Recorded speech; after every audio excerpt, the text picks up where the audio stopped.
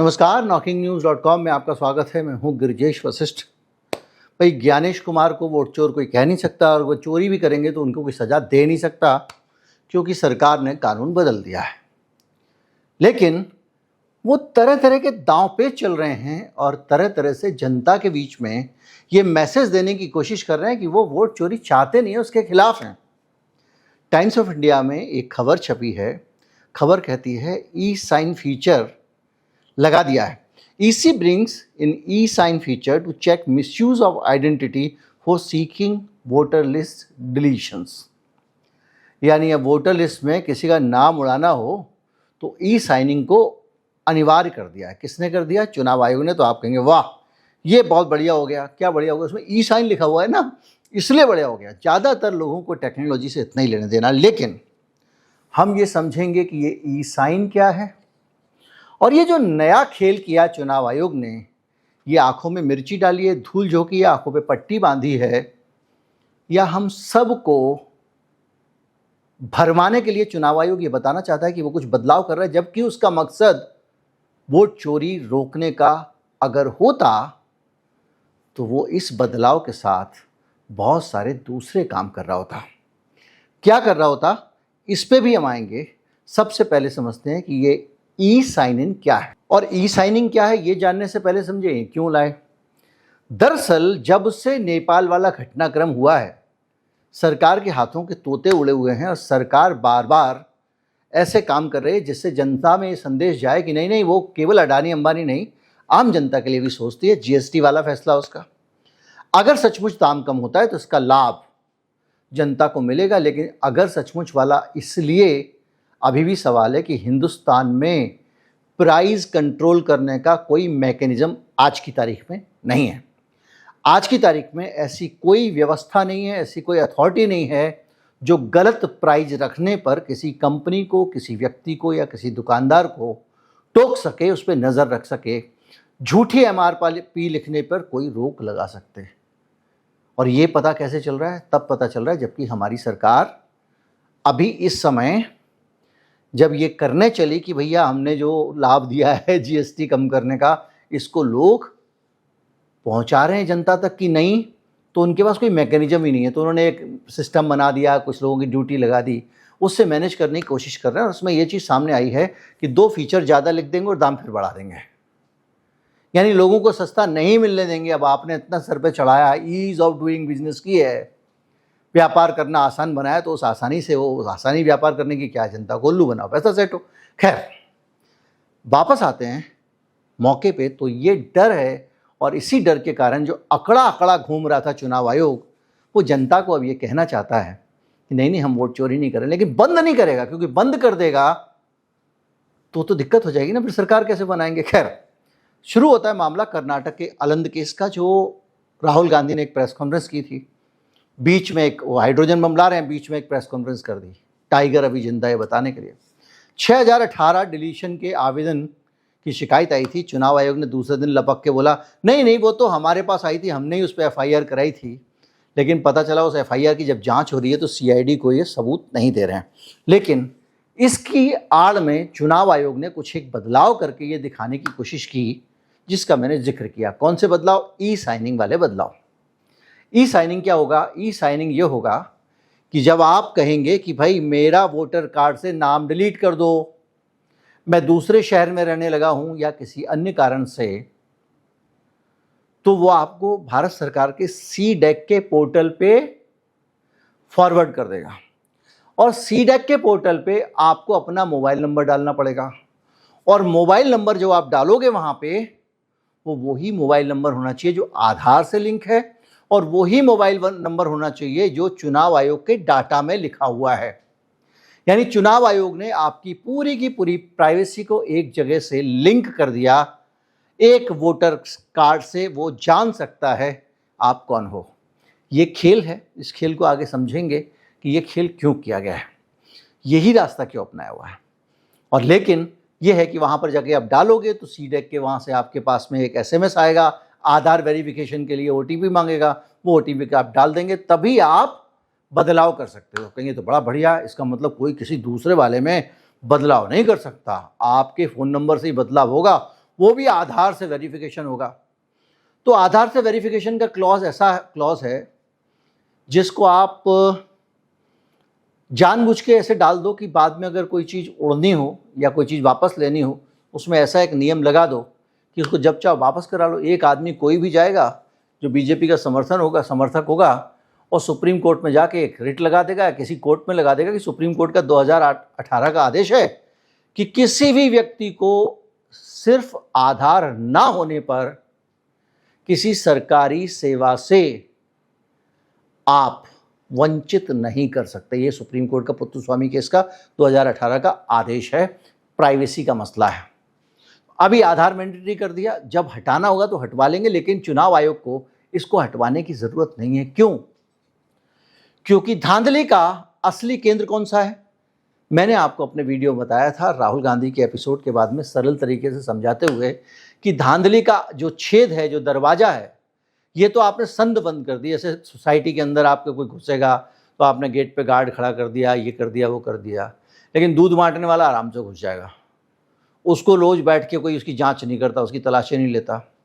सब्जी वाला भी घुस जाएगा तो ये, या डिलीवरी वाला भी चला जाएगा। आप जाओगे तो गार्ड साहब रजिस्टर ये वो तमाम भरवाएंगे। तो ये क्या किया है कि जो ई साइनिंग का सिस्टम है ये हमारे लिए कर दिया इन्होंने मुश्किल। अब ये मुश्किल कितनी ज़्यादा आपको मैं बताता हूँ। ये इन्होंने एक काम उल्टा कर दिया, मतलब सरदर्द बढ़ा दिया पब्लिक का। लो बेटा, और धांधली की बात करोगे झेलो। कैसे? भाई मेरे पिताजी का निधन हो गया, अब मैं उनका नाम कैसे उड़वाऊं? क्योंकि उसमें मोबाइल नंबर डलेगा, ये होगा वो होगा। और चलो मान लिया पिताजी का निधन, पिताजी का मोबाइल मुझे मिल गया और मैंने उनका नाम हटवा दिया।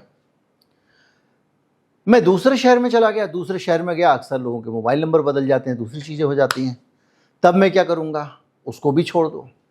तीसरा ये है, एक आदमी गांव का आदमी है, उसको बेचारे को ज़्यादा आईटी वाईटी समझता नहीं है, वो तो फंस गया, उसको तो आपने वंचित कर दिया। चौथा ये है कि मेरे घर के अंदर कोई आदमी, मेरा किराएदार रहता था या कोई व्यक्ति रहता था, वो घर छोड़ के खाली करके चला गया, ओटीपी तो उसी के नंबर पे आएगा बाबूजी। तो ये कुल मिला के इन्होंने बहुत सारे ऐसे वल्नरेबल छेद छोड़ दिए जिसके कारण ये सिस्टम आपको हर जगह से फंसा देगा। अब कैसे फंसेगा?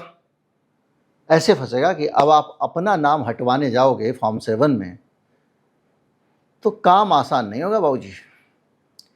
आपका वही नंबर होना चाहिए। अगर नंबर और कहीं नंबर आपका मान लीजिए आपने बंद करवा दिया, कुछ कर लिया, कौन रोज़ रोज़ वोटर लिस्ट चेक करता है? 5 साल में इलेक्शन आता है, इलेक्शन आते आते पता चला कि आपका नंबर तो बदल गया, तो आप गए। अब यहाँ पर सीन आता है कि धांधली का असली छेद कहाँ है, गेटवे कहाँ है, वो डिलीवरी मैन कौन है, वो दूध वाला कौन है, इसको समझते हैं। जिसको चुनाव आयोग ने ये जो ई वेरिफिकेशन का जो आदेश आया है, इसकी आड़ में उसको बचाने की कोशिश की है।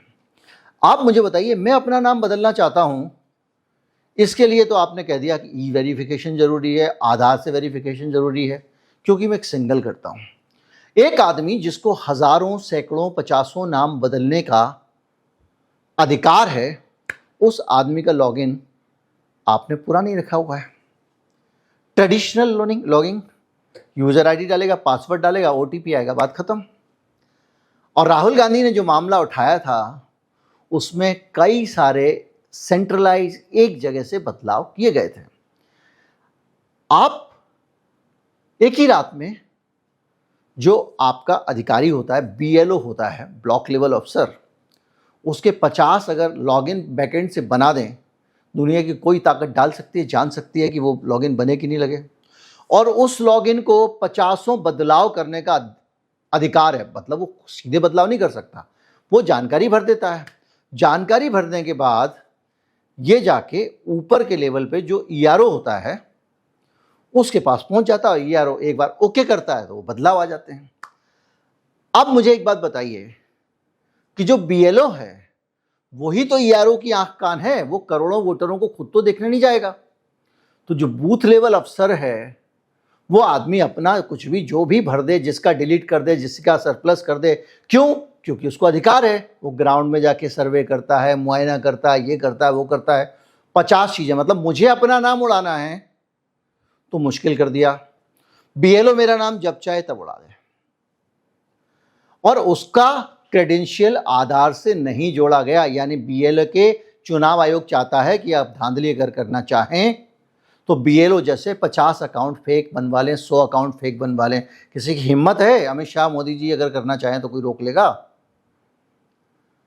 तो आप 50 अकाउंट बना दें और उसमें भाई साहब आपके बीएलओ साहब के उस फर्जी अकाउंट से या असली अकाउंट से या बीएलओ की वही डिटेल, नाम, पिता का नाम, उम्र, व्यवसाय डाल के दूसरे मोबाइल नंबर से दूसरा अकाउंट बना के उसके अंदर से किसी बूथ के छांट छांट के ऐसे लोग जो बीजेपी से दुखी हों उनके नाम उड़ा देगा। पता भी नहीं चलेगा, बीएलओ साहब को खुद ही पता नहीं चलेगा। बीएलओ साहब का भी अकाउंट अगर कोई कर ले पीछे से हैक तो उनको भी पता नहीं चलेगा। बीएलओ साहब 12 महीने ये काम थोड़ी करते हैं। वोटर लिस्ट को कब करना पड़ता है? चुनाव से एक बार पहले करना पड़ता है, एक बार साल में एक बार कुछ होता है थोड़ा बहुत, उसके बाद वो मस्त रहते हैं। तो वो होने के बाद से और आगे वोट डालने के बीच में बहुत सारा गैप रहता है और उस गैप के बीच में ये जो छेद है बड़ा वाला, इसको चुनाव आयोग ने, क्या मैं ये मान सकता हूं कि जानबूझ के खाली छोड़ा हुआ है? चुनाव आयोग अगर ई वेरिफिकेशन मेरा कठिन बना रहा है तो अपने बीएलओ का क्यों नहीं बना रहा है? ये एक बड़ा सवाल है।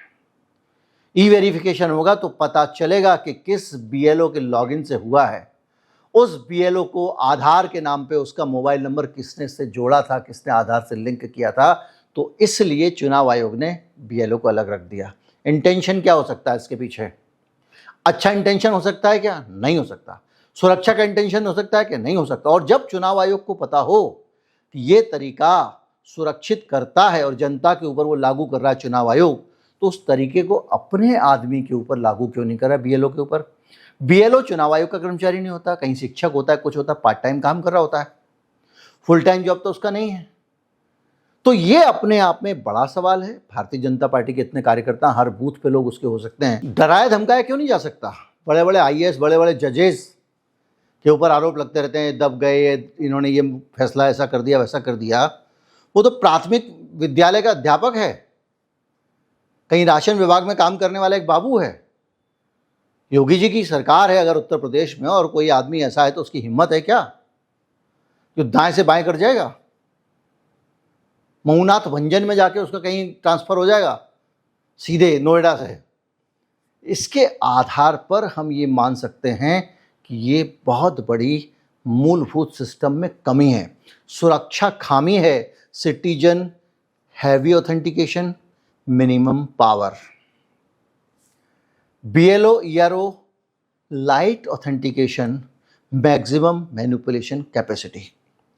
जिस जगह पे तिजोरी रखी है, जिस जगह पे खजाना रखा है, उस जगह पे आपको खुलिया सिमसिम भी नहीं लगाया आपने, और कोई नहीं भाई जाओ अंदर तिजोरी में आ जा सकते हो। जो आदमी हजारों वोटरों के साथ खेल कर सकता है उसकी सिक्योरिटी कम लगाई गई है। जो आदमी एक अपना वोट बदलवाना चाहता है उसकी सिक्योरिटी का टाइट कर दिया गया। अखबार में हेडलाइन, आपको लगेगा हाँ चुनाव आयोग सक्रिय हो गया भाई। राहुल गांधी की शिकायत को सुना तो बदलाव तो किए उसने, और अगली बार राहुल गांधी हमला करेंगे तो चुनाव आयोग इसका भी जिक्र करेगा। जैसे असंध वाली उसने जो है कहा कि देखो हमने तो एफआईआर करवा दी थी, बाद में जांच में सहयोग नहीं किया, यह आरोप लग रहा है। और अभी इस केस में भी कह देंगे देखो जी हमने ई वेरिफिकेशन किया है। पहले कह रहे थे कि कोई उसमें घुस नहीं सकता, अब कह रहे हैं हमने ई वेरिफिकेशन किया। बोले तो फेक घोषित कर दिया था ना इनकी शिकायत को, और जनता उसमें कोई घुस ही नहीं सकता। अब ई वेरिफिकेशन कर दिया, अब कहेंगे देखो हमने फिर भी टाइट कर दिया। यानी एक प्रेशर तो है कि भाई विपक्ष की तरफ से अगर राहुल गांधी आवाज़ उठा रहा है तो ज़्यादा पंगे नहीं लेने का, लेकिन चोरी बंद नहीं कर सकते। चोरी बंद कर देंगे तो चीज़ें गड़बड़ हो जाएगी, जैसा कि आरोप है। तो हालत ये है कि इस गड़बड़ी की उसके लिए तो आसान कर दिया, और जो जेन्युइन यूज़र है उसके लिए मुश्किल कर दिया। जो गड़बड़ी कर सकता है उसकी ज़िंदगी तो बेहतर बना दी, उसको गड़बड़ी करने की अतिरिक्त सुविधा है। जो गड़बड़ी नहीं करता है उसकी सुविधा को कम कर दिया। अब एक और बड़ा मसला, अगर फेक बीएलओ अकाउंट बनाए जा सकते हैं, दूसरी चीज़ें हो सकती हैं। और जैसा राहुल गांधी के पहले कर्नाटक वाले खुलासे में आया था कि एक आदमी इस बार महाराष्ट्र में वोटर है, अगली बार कर्नाटक में वोटर है, उसके बाद अगली बार वो केरल में वोटर है। 5,000 वोटर हैं, 10,000 वोटर हैं ऐसे जो हिंदुस्तान भर में घूमते रहते हैं। चुनाव अगले दिन तो आता नहीं है, 5 साल बाद आएगा, 5 साल बाद आएगा। तो जहाँ जौन सी सीट पे आपको लगता है कि जीतने के लिए मदद की ज़रूरत है वहाँ उनको रजिस्टर करा दो। ना उनको चुनाव के टाइम में घूमना ना फिरना हो। चुनाव में नए नए लोग प्रचार करने आ जाते हैं तो लोग कहते हैं कोई आया होगा, नेताजी के समर्थक होंगे। आखिरी दिन जाएगा, वोटर लिस्ट में नाम निकलेगा, बीएलओ साहब ने कुछ कर रखा है, उसका नाम लिस्ट में दिख रहा है, दन्ने से जाके उंगली पे लगवाएगा, वोट डाल देगा। और जो वोटर लिस्ट का जो इनका सिस्टम है पूरा का पूरा, वो पूरा का पूरा सिस्टम ऐसा सिस्टम है जिसमें वेरिफिकेशन की बहुत ज़्यादा गुंजाइश नहीं है। और जो व्यवस्था इन्होंने बनाई हुई है उसका पालन नहीं हो रहा है। जैसे व्यवस्था बनाई गई कि भाई आपका नाम अगर डिलीट होता है तो आपसे आपत्ति आपकी पूछी जाएगी। उसको पता ही नहीं है बंदे को, उसका नाम डिलीट हो गया, उसको मालूम ही नहीं है। और जिसका नाम आ रहा डिलीट करने वालों में वो बंदे ने डिलीट किया ही नहीं है, ये तो अभी केस आ गया। तो कुल मिला के ये जो हेडलाइन आई है इससे मैं भ्रमित होने वाला नहीं हूं। मैं नहीं मान सकता कि धांधली नहीं हो रही है, क्योंकि आपने जो बड़ा वाला गेट था, खजाने तक का रास्ता था, वो तो पूरा का पूरा क्लियर रख दिया और आम जनता के लिए मुश्किलें बढ़ा दी।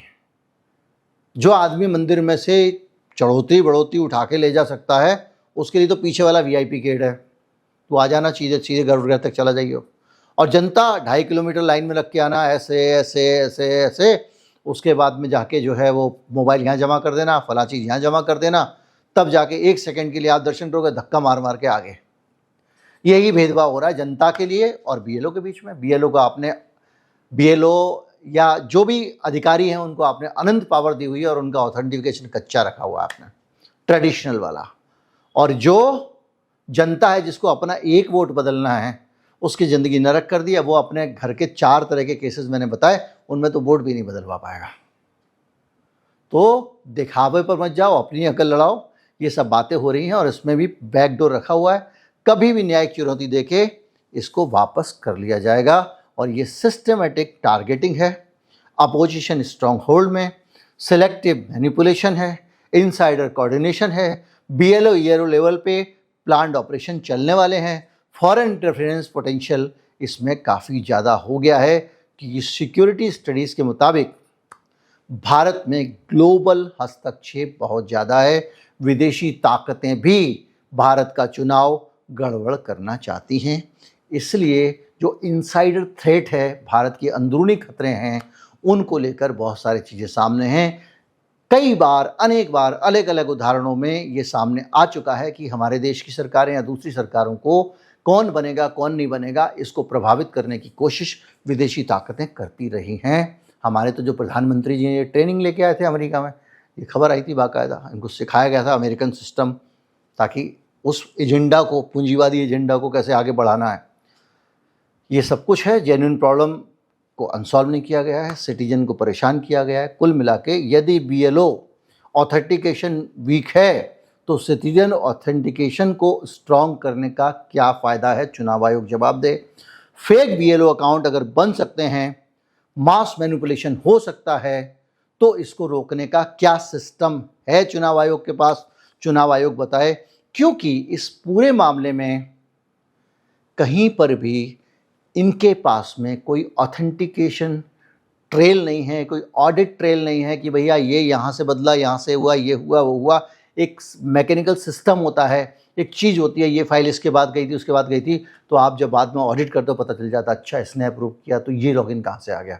वो नहीं रखा गया है और ऐसी गलती कोई भी ब्यूरोक्रेट नहीं कर सकता। और अगर इसी और ये सब गलती कर रहे हैं तो ये गलतियाँ तो नहीं हो सकती, क्योंकि जिनको ज़िंदगी भर से सरकारी सिस्टम जिन्होंने चलाया है, जिनको एसओपीज़ का आइडिया है, जिनको ऑडिट ट्रेल का आइडिया है, वो ऐसी गलतियां नहीं कर सकते, और कर रहे हैं तो इंटेंशन डाउटफुल लगता है। नमस्कार, जय हिंद। आज से हमने एक व्यवस्था की है। अक्सर आप लोग जो क्यूआर कोड के ज़रिए भुगतान करने की कोशिश करते हो तो बहुत सारे लोगों ने कहा कि साहब बड़ा कष्टकर है, क्योंकि वीडियो चल रहा है मोबाइल पे, उसमें क्यूआर कोड है, उसको मोबाइल से स्कैन करके भुगतान कैसे करें। तो कभी कोई दूसरा मोबाइल इस्तेमाल करता था, कभी कोई स्क्रीनशॉट निकाल के करता था, और जो लोग इतना तकनीकी रूप से नहीं जानते थे वो परेशान होते थे, जैसे चुनाव आयोग अब ये करने वाला लोगों को परेशान। तो क्या सीन बनने वाला है? ऐसे में हमने एक व्यवस्था की। अब आप हमारे वीडियो के डिस्क्रिप्शन में सबसे ऊपर एक लिंक पाएंगे, उस लिंक को आप क्लिक करेंगे तो सीधा आपके यूपीआई में खुल जाएगा और आप अपने यूपीआई के ज़रिए जो अमाउंट आपको देना वो डाल के भुगतान कर सकते हैं। निवेदन फिर से है, आपकी सभी ज़रूरतों से बहुत अतिरिक्त पैसे से भी अतिरिक्त कोई पैसा हो तो उससे भुगतान करिएगा। किसी भी व्यक्ति को अपनी ज़रूरत के पैसे में से हमें भुगतान देने की ज़रूरत नहीं है। हमारे पास में भगवान का दिया बहुत कुछ है। हम कम से कम आपके हक का पैसा लेकर ये काम करने के लिए मजबूर नहीं हैं। हम अपने पैसे से कर लेंगे। नमस्कार, जय हिंद।